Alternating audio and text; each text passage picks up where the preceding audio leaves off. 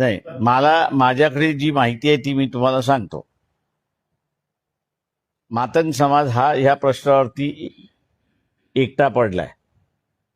वाल्मिकी असेल, होलार आहे, चर्मकार आहे, यांच्या समाजाच्या बैठका होऊन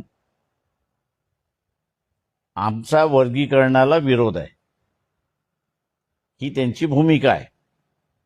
मातंग समाजाची भूमिका ही आहे की वर्गीकरण झालं पाहिजे. त्याच्यामध्ये हा सगळा प्रश्न अडकलेला आहे.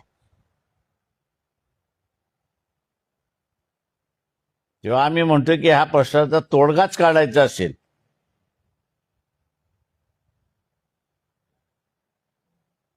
तर आरक्षण हे 50% आहे. उरलेलं 50% जनरल आहे. त्या जनरलमध्ये सुद्धा हा वर्गीकरणाच्या माध्यमातून न्याय मिळतो. म्हणजे जरांगे दोन्ही बाजूने तबले वाजवायला मोकळा झाला. ओबीसीच्या बाजूने सुद्धा आणि जनरल ह्याच्यामध्ये सुद्धा. बोट मगाशी म्हटलं त्याला समजलं तो इथला हिरो.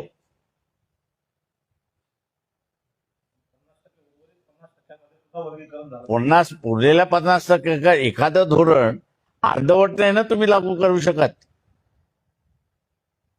आता जसं मी म्हणालो की एससी मध्येच ट्रायबल तर विरोधातच आहे पूर्णपणे वर्गीकरणाच्या. एससी मध्येच उघड भांडणं तुम्हाला दिसायला लागली. मातंगांचे मोर्चे निघतात, ते म्हणतात वर्गीकरण झालं पाहिजे. होलारांचे निघाले ते म्हणतात विरोध. वाल्मिकीचे निघाले की ते म्हणतात विरोध. चर्मकाराचे मिळाले ते म्हणतात विरोध.